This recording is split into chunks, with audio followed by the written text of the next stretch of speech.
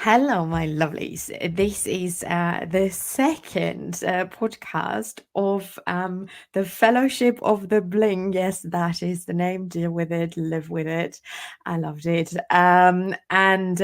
Again, my lovely co host, Carol Brown, is in the house.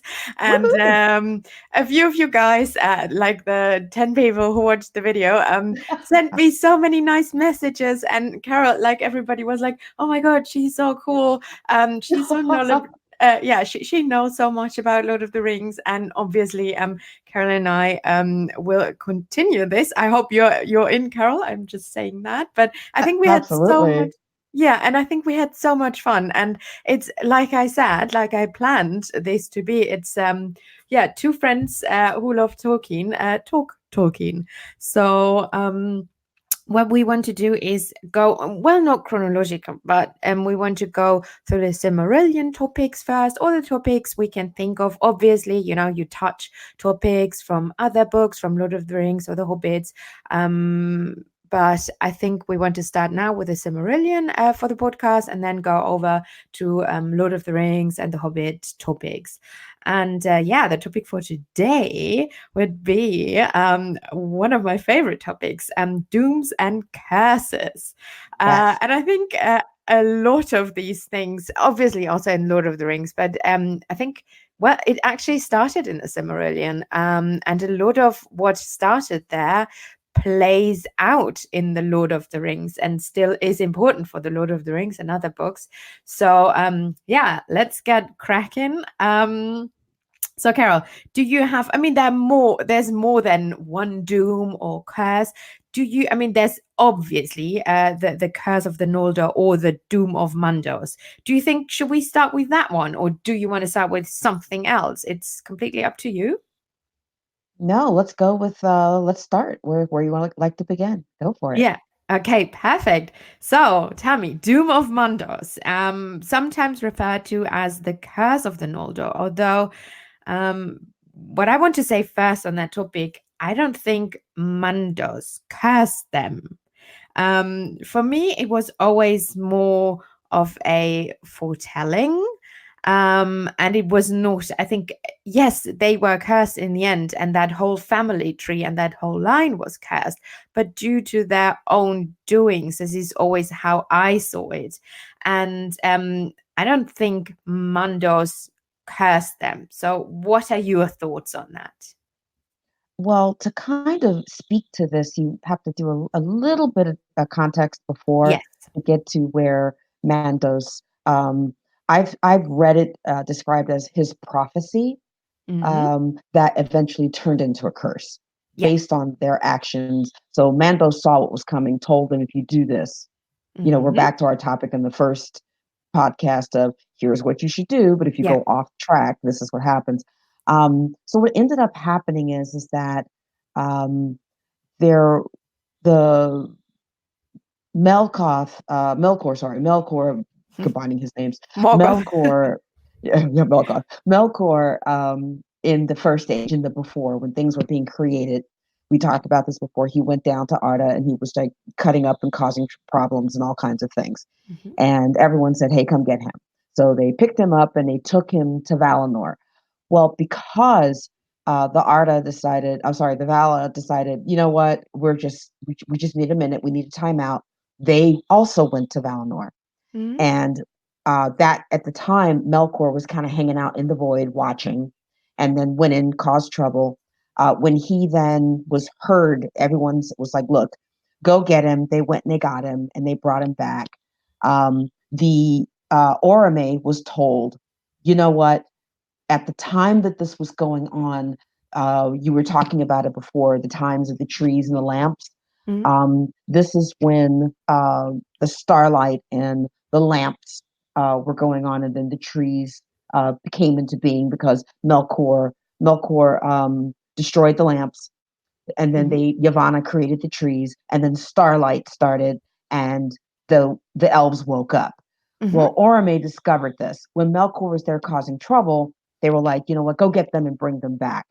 Yeah. So shenanigans happened. Melkor wove descent Mm. And one of those lines of elves, there are several of the Quindi, there's different lines of them, because not Mm. everybody came back.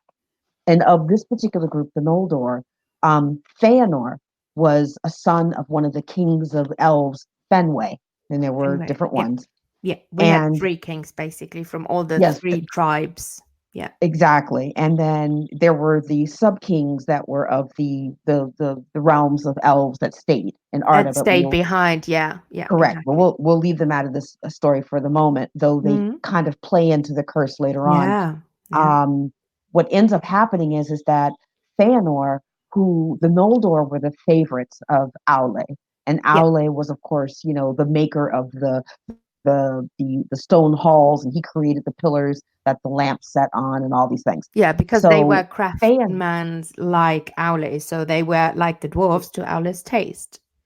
exactly, and also they were rumored to be the most wise, the most knowledgeable, the most thirstful for knowledge, but Mm. also the most proud, the most paranoid, and some other aspects. Mm. Well, Feanor was the strongest, and there's sort of like a parallel there because Melkor was the strongest of the Ainur, Yeah. and Feanor was the strongest of the Noldor. Yeah. And Feanor created these things called Cimmerals. Mhm. There are these glowing jewels, beautiful jewels. If you think about The Hobbit, it was like the Arkenstone, this gorgeous, glowing, beautiful jewel. Yeah. In my mind, I always wondered if the Arkenstone was one of them, but that's a separate That conversation for a is different a day. yeah. I had that Um, same theory for a long you while. know what I mean? Just by the way it was described and of the doom that happened to the Yeah. dwarves because of that. But anyway, so he created these Cimmerals, and they were even better than anything Aule could do. Aule couldn't even do it. Mm. Mm. Feanor himself couldn't even replicate it because here's a theme that happens. He poured himself, his essence, his Yeah. energy into those jewels, Yeah. and they became alive. They became aware. They became just these representatives. Yeah. And also because he was able to capture the light of the lamps and the trees into these jewels, Yeah. they became these celestial, Mm. elevated jewels. Roll this forward to the question that you asked is that Feanor was very much possessive of these things, Yeah. and Melkor was possessive of these things. Yeah. And the Valar wanted to protect these things in reaction to the destruction that Melkor was, shenanigans, hijinks that he was doing. So what ended up all falling through is Melkor got in the middle of it. Things that we're probably going to talk about that lead up to the curse happened. Yeah. Feanor lost his mind, had a full on, that's it, I've had it. We're leaving.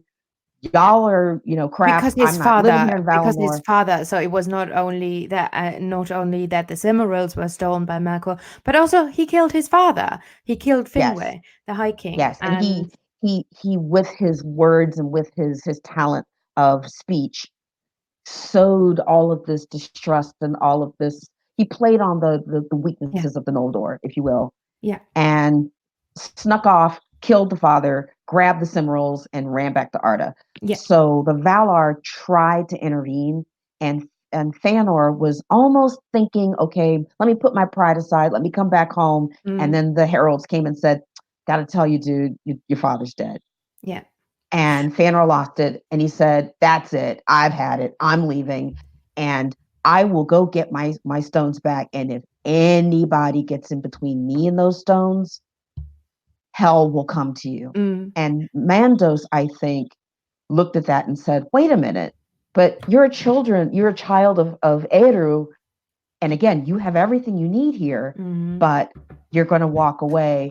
So what he told him was, if you do this, if you leave, and I'm going to read the quote because I knew it was in the Silmarillion and I wanted to hunt it down. yeah. And what he Good quote. intoned was this: Yeah, "Tears unnumbered ye shall shed, and the Valar will fence Valinor against you, and shut you out, so that not even the echo of your lamentation shall pass over the mountains. On the house of Feanor the wrath of the Valar lieth from the west and unto the uttermost east, and upon all that will follow it shall be laid also." So this oath that you're taking, it's going to now ripple through Yeah. your house. Fëanor had 7 sons. All 7 sons said, "We ride with Dad. We're gonna Mm, ride with him." mm, And Mando said, "Okay, you can go, but understand, if you get in trouble over there, we're not coming to get you. We're mm, not coming to save you. We're not mm. going to intervene. So what you do from this point forward, you own that." Yeah. And so it wasn't a curse. It was his, "You're Foretelling. making a choice for the Yeah. wrong reasons, and so I prophesy this Yeah. to you." But Prophecy. what ended up happening through their activities, it did become a curse because it was true. The prophecy became Yeah. true.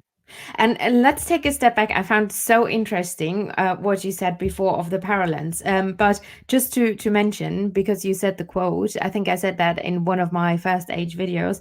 And to the tears unnumbered shed, right? And Yes, remember, one of the main battles where a lot of them died is the Nenad Anuriat, and that's like the battle of unnumbered tears. So yes, what he said came true, so very, very interesting how Tolkien, always remembers and foreshadows and always picks up things that are foreshadowed or just mentioned and dropped.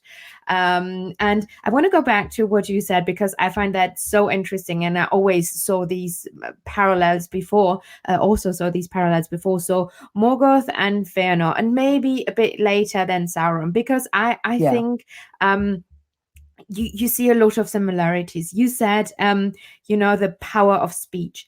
Not only Fëanor had that. He obviously had that. Morgoth had that as well. And later mhm, you see Saruman. How is he described? Saruman and Sauron yes, as well. They're described like their voice had power. You could even see it in the movies, when he was when they were at that mountain and he was calling the winds and the snow and everything. yes, So that was so powerful. But I think especially Fëanor, because many times, and his sons as well, many times it is described that they could, what they said that touched people, and they could convince people who even didn't know they wanted that right, to do stuff, like his sons did, for example, in not Gondolin, in Menegoth. Nargothrond, when Yep, when they convinced the people of Nargothrond not to follow their king and help Beren and Luthien, but to stay with them. And there are a lot of things from the House of Fëanor, but especially Fëanor,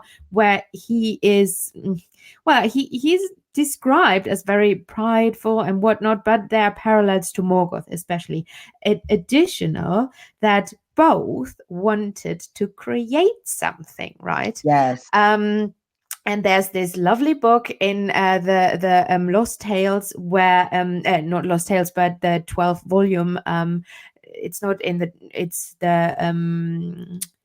Ring of Morgoth, Morgoth's ring, yes, yes, and yes, a whole of Beleriand, because Morgoth poured all his evil energy into Beleriand, into Ada, into the creation of his of all the foul beings and everything, of the mountains, of his of Angband, of everything. Angband, yes, And so the whole thing was called the Ring of Morgoth. Later came in Sauron, who had a real ring, or more rings, created more rings, also poured all his his malice, evilness and malice and everything into that. Morgoth did that before. And Fëanor, obviously, it's not, the Silmarils were not evil, right? But he also poured his energy in there. And himself, yeah, yes, himself. And this is why he was not able to recreate it. And how was he born? How is it described, right? His mother died because died she poured pouring her all her, essence yeah, into exactly. him, Yeah, all of herself into him to yeah, protect him. yeah, And it's interesting that you bring that up because we go back to the doom and the gift of immortality versus mortality. yeah, When you were talking, you told me about this topic, and we were going to talk about the elves, whom I love.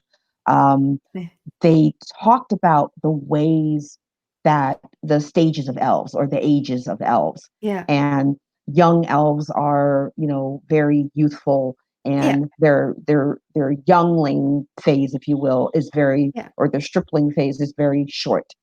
Then Mm-hmm. that medium age is they're hairless, they don't tend to have beards, they're very, strong and very lean.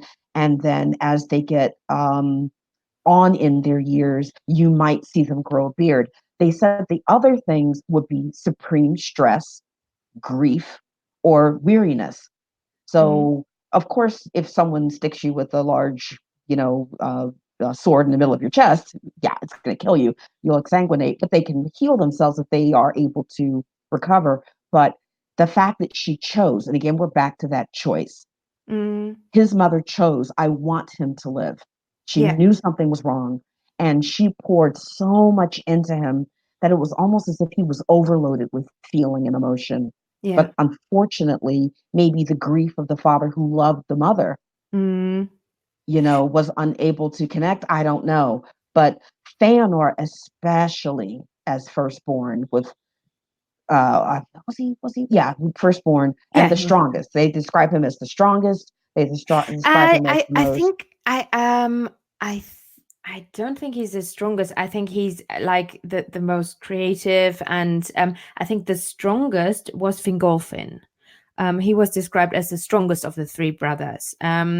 But still, I mean, they are not his half brothers, but still Finwë's son. So I think Fingolfin was the strongest, like tallest and strongest of Finwë's sons. But he was, yeah, like strongest in mind. And I know what you mean Yeah, exactly. yeah, Yeah, yeah. no, obviously. And again, how in yeah, but finish your topic first. Oh, no, no, no, no problem. But what I was thinking is that I wonder if him creating that Cimmeral was almost in his way to pay homage to his mother, because she Mm, was, very little was known of her except that she was so giving, she was so selfless, she was so beautiful, and mm. maybe that was his way of having a piece of her. And when he was creating that, maybe that was on his mind. I don't really know, but I agree with you. I He think that didn't would be too create the nice. stone. Yeah, I think that would be too nice because I don't, I at least don't like Fëanor. And so I think he was like, I mean, there are different versions of him again. Um, but I think he's not such a nice guy, right? You see that later in the Kingslaying and everything, and he literally just doesn't care. He just wants his thing. So for me, the Silmarils, because he created it and them, and so always like, yes, they were beautiful and they had the lights of the trees in them and whatnot, but I always thought that they are something like the ring Sauron created, and like Yeah, Morgoth's ring. For me, it was something sinful, because I think when you pour so much into something, I don't know, is that, and it's the same. I think last time we talked about that, like if somebody is overpowered, and I think he is overpowered, same like Morgoth, right? Morgoth was the mightiest of the Valar. That's how he was described. That's how Eru created him, right? He knew hmm, everything. He was a master in literally everything. He was not specialized like the others. So he was kind of overpowered. Feanor, like when you listen to how, or when you read how, what his mother went through and what she did, he sounds very overpowered. And what he created in the end was also a bit overpowering, because it couldn't be done again by nobody in this world. And isn't that very negative? Very, yeah, not, I mean, Tolkien was a Christian, right? So isn't that like yes. sinful? Isn't that, like wanting too much? And um I always, I never liked the Cimarils. I would be like, if somebody would be offering me a Cimaril, not that I could touch them probably, but I would be like, no thanks, dude. And Well, then we come back to the curse with that. but you think about it in terms, because there's definitely that Christian element, but again, um, Tolkien kind of did this twist to weave this into this world in the following manner. The Noldor, in a way, represented, if you were to think about the seven deadly sins, the Noldor had quite a few of them. Pride, um, being an anger, being or what is it, wrath, being the two most prominent. Mm, They were very creative. They were very curious. They were yeah, very, into languages. They were very much into creativity. But on that same thing came the sin of pride. Look what I did, yeah, and I'm doing this, and I can yeah, do that. And the reason why I said that maybe there was a part of him that poured, the love of his mother in the beauty. He tried to put it in a thing, pretty Yeah. much, what's happening with other things. The problem is you've created this thing. This goes back to the Arkenstone, this thing, and this beautiful thing effectively started to take over them. Yeah. So you mentioned, Morgoth and the ring of Morgoth, and then you talk about the ring of Sauron. Isn't it interesting though that both of those things have to do with I need to control my environment around me Mm, so that I can then build my base of which to go forth and conquer. yeah. Sauron learned from Melkor and then Morgoth Mm, because he had a front row seat and watching all of yeah. this. Okay, I can't control just the environment. I need to control the people. Mm, And Melkor tried to do it by influencing, but then if they got a little bit too far away from you, it didn't quite work. The problem with the Noldor was is that they were so susceptible to mm, what Melkor did. He wove these stories that yeah. play to Yeah. their weakness, Yeah. their wanting of knowledge. And the Cimarrols were just their way of wanting to, or his way of wanting to create something that was just the height of the Noldorian, I Yeah. guess, their Yeah. excellence. But exactly to your point, be careful what you ask for. You're probably going to get it. Yeah. And it was the ultimate temptation, the apple, if you will. Yeah, the apple and the parrot, exactly. And the thing is, like Fëanor, it is described he was the one that actually hated Morgoth the most. He Like did. Galadriel and a lot of them, they never trusted Morgoth, they never trusted Sauron. But he is described as he hated him the most. But he was the one most influenced by Yes. what Morgoth spread, by all the lies he spread throughout his time when he was, like you said, when he was released, because then he was pretty nice. When he was in Valinor, he was, well, like disguising him as a nice guy, helping the Noldor to create all this. Well, um he was in and timeout. They had captured him before, drug him back, yeah, put him in prison, but and yeah, but there were Valar who were like, "Hey, give him another chance, whatever." And then there were others that were like, "No, he yeah, is what he is." yeah, but And like then that. when he was out trying to woo and influence and sway, and again that goes to that pride because Yeah. fan or no knew better. It was to the comment that you asked me before about who was my person that annoyed me the most, and Saruman is mine because you should know better. Yeah. It's right in front of you. Well, Fëanor falls into that category Yeah. of Fëanor. You know who this is. He's shown you who he is. You know his history. Nothing was kept secret. Yeah. This guy went to Arda, screwed up. You all had to be brought back here because of the things that he did. He was punished for it, true, Yeah. but perhaps his pride put a veil across his ability for distance and Yeah. objectiveness because Fiona was not the most objective person on the planet. No, He he was was not. not. No, He he was was not. not. And you could also see like the element of pride in him, but you could also see like the envy, because Yes.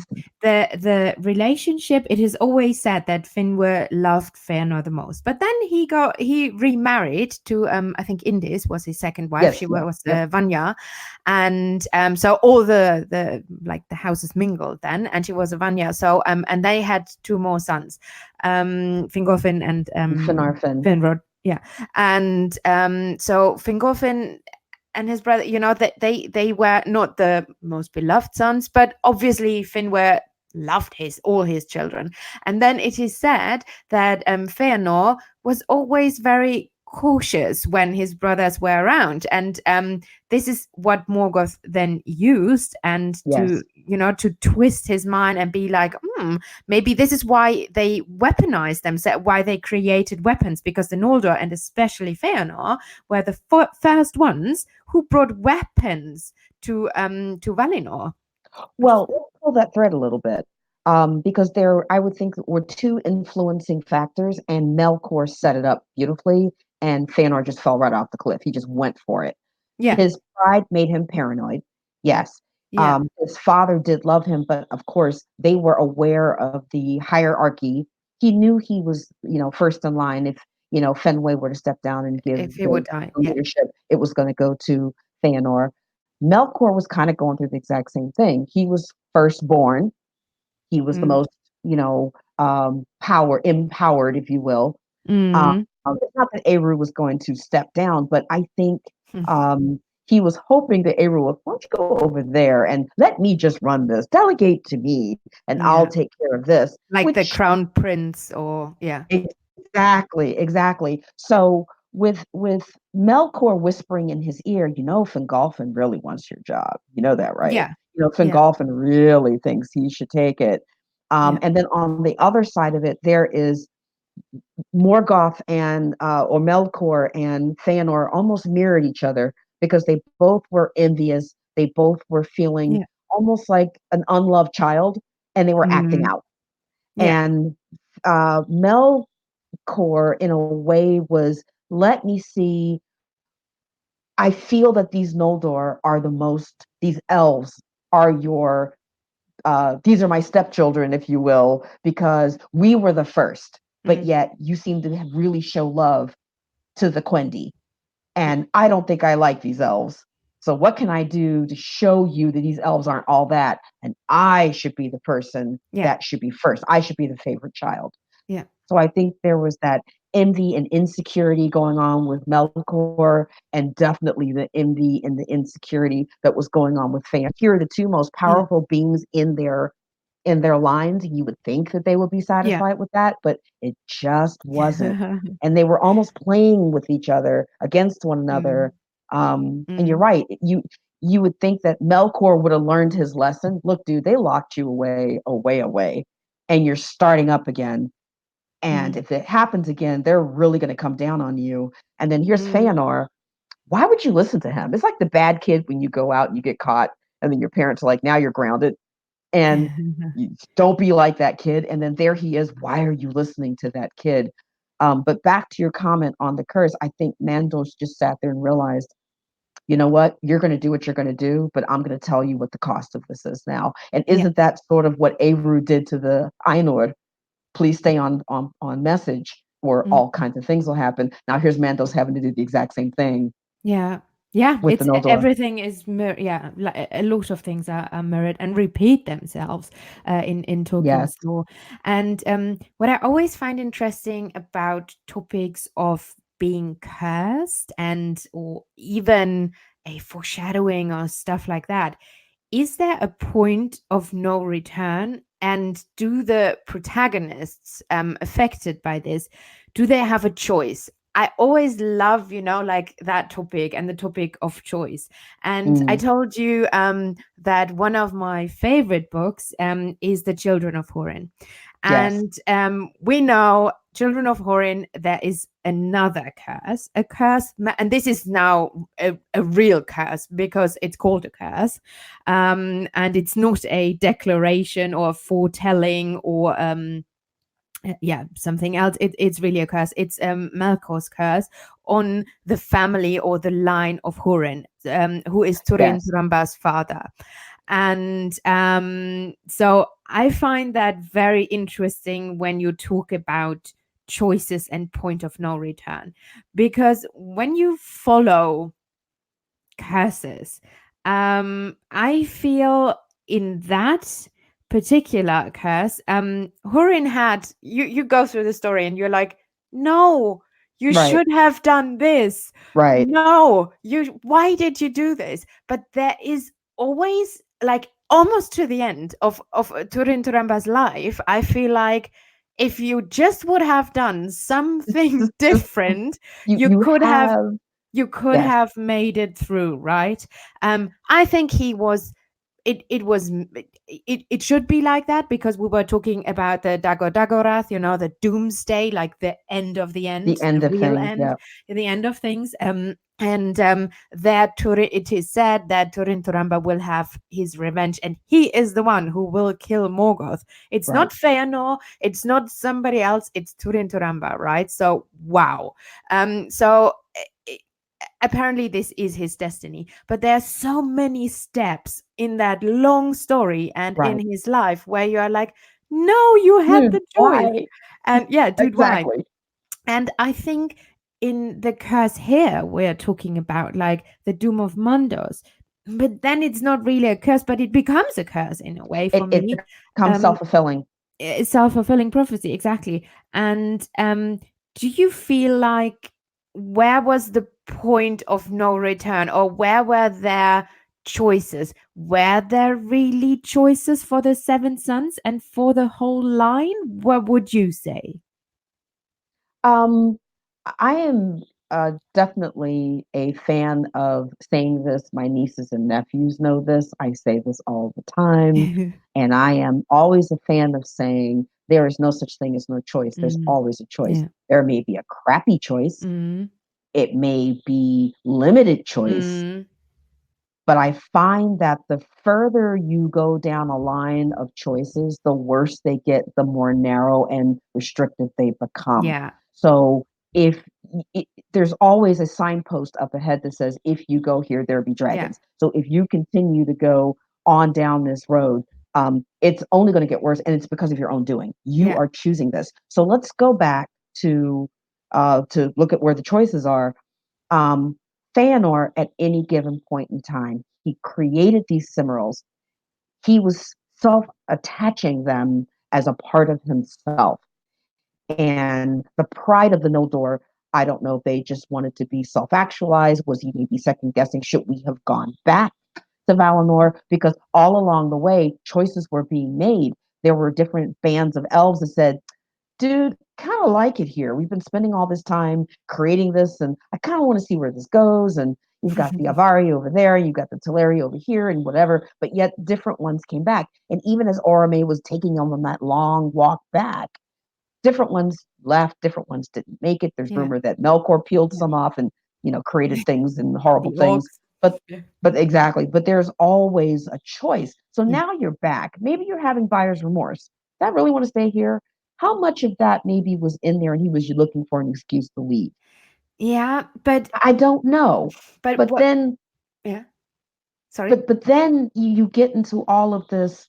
You know Melkor's bad. You know Melkor's bad news. You know this. And you have the ability to influence your people to say, do not listen to him.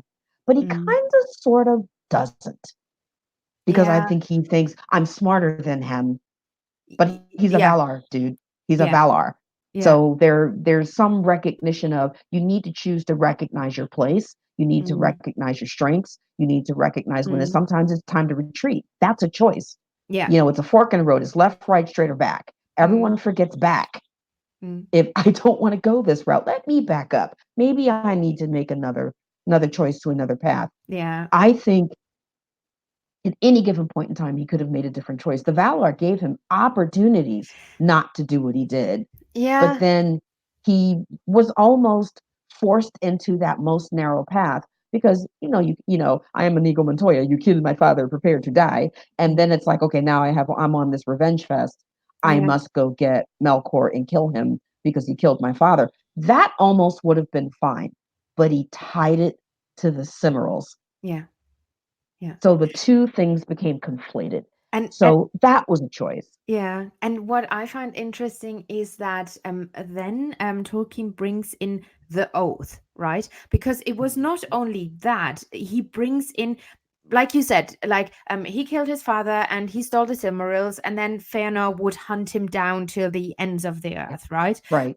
But then this whole oath situation of Yes. Fëanor bringing in his family, bringing in all the Noldor that All the followed Noldor. him, that was for me because there's a very interesting quote, because I was checking in the Silmarillion because I didn't remember the quote exactly, but there's a quote, I think it's Mandos, their oath shall drive them.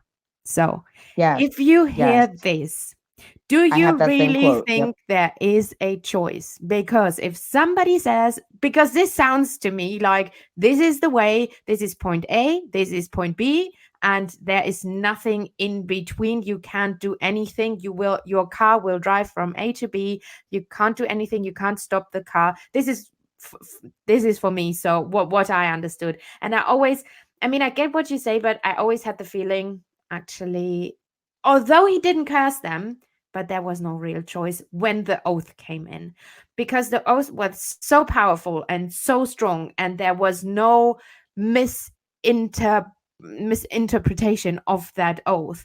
And you can see it later a few of his sons, they try to be good people, when they don't kill Elrond and Elros, but they take them in and stuff like that.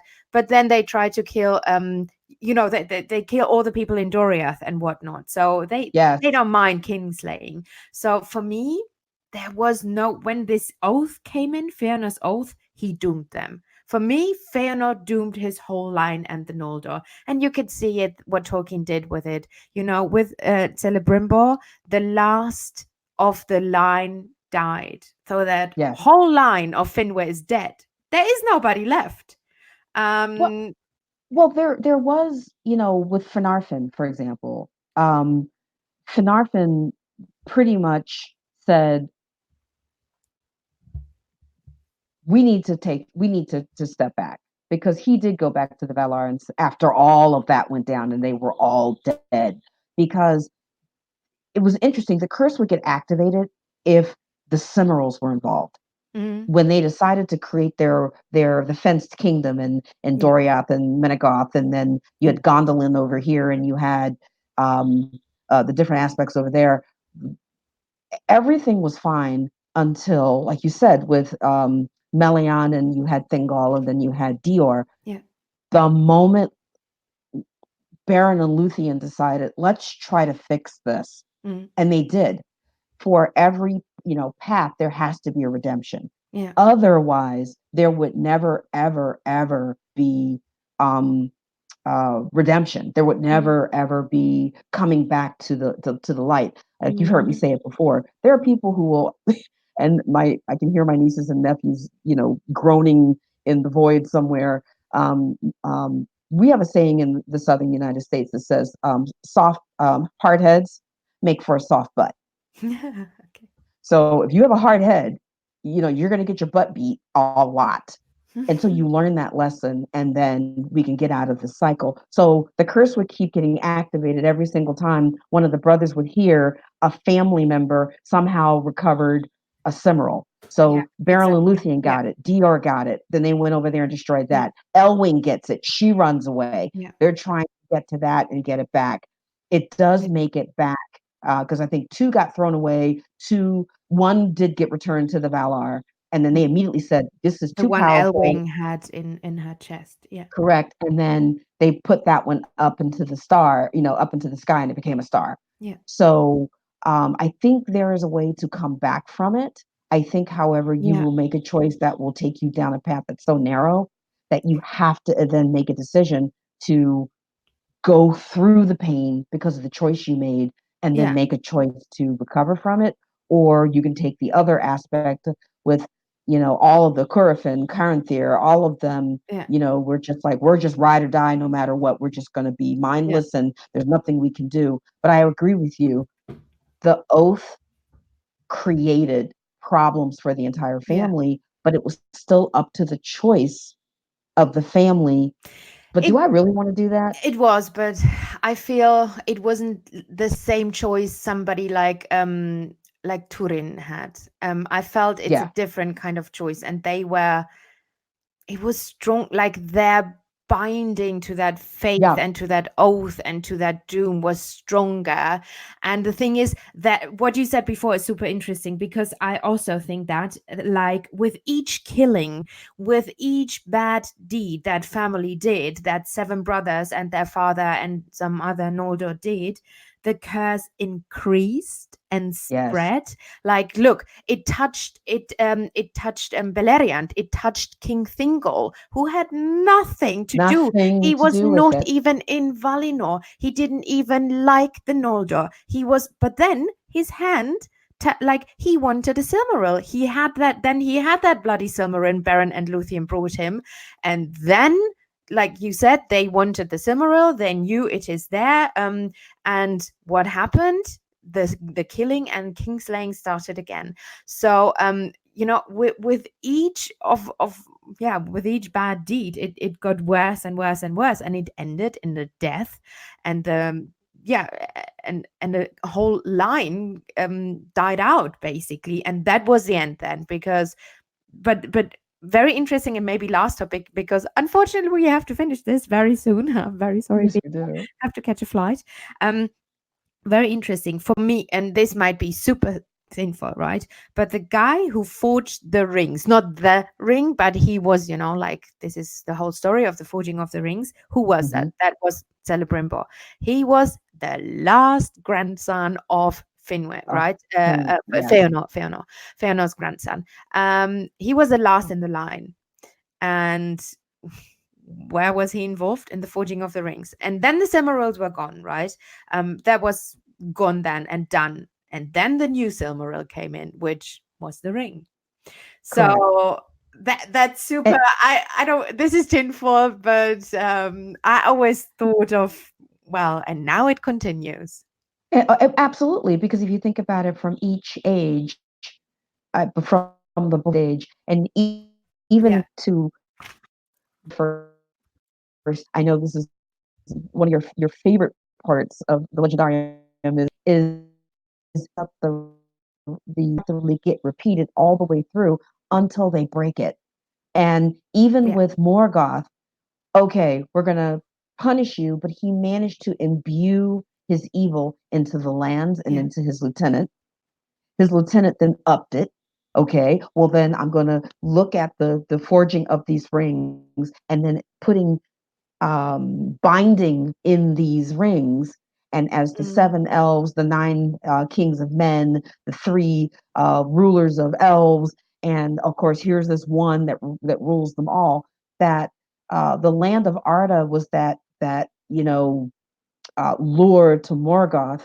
Then you had the Cimarils that became that lure, but very narrow, but it widened a little bit and included the elves. And yeah. then you go from there, and it's I find it interesting in how even within the rings themselves, um, the elves never ever really struck me as, except for the Noldor. They were curious and they were kind of, affected by it. They were just kind of removed from it. Oh, that's there. It's kind of over there. But the dwarves were interesting because Mm.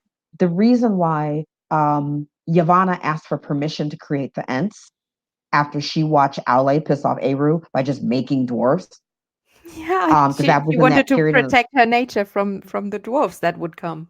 And isn't it interesting because Eru said to Aule what Mandos said to Yeah, to yeah. to Yeah, Feanor, which is the same. You see what I'm saying? yeah, It was, okay, you're making this thing, but I'm telling you now a prophecy on your damn dwarves. yeah, I can't kill them now because they're self-aware, but yeah, be aware because you did this outside of the realm and outside of the restrictions. yeah, You were stubborn, and Aule was known for his hard head.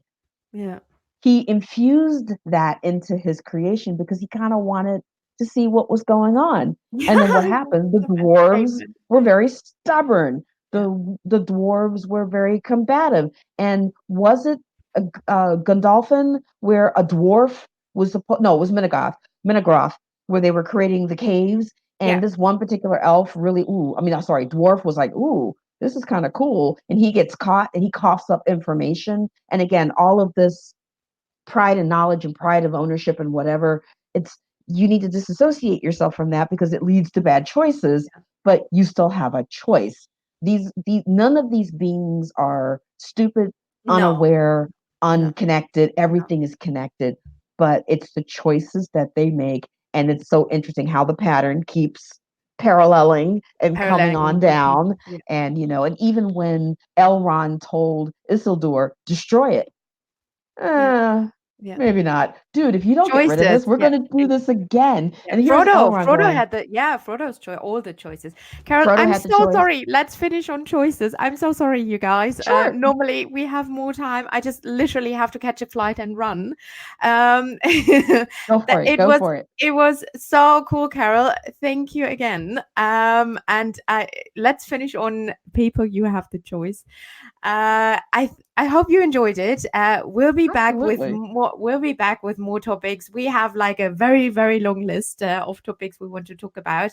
I think we'll hear each other before Christmas again. We'll do, maybe if Carol is up for it, we can do one more before Christmas. You Sure. can't see Carol now, but she's wearing a very lovely Christmas hat.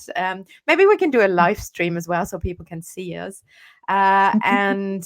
Yeah, thank you so much, Carol. And the girls of the Fellowship of the Bling will be back. Promise. Bye bye. Absolutely. Bye Bye bye. bye.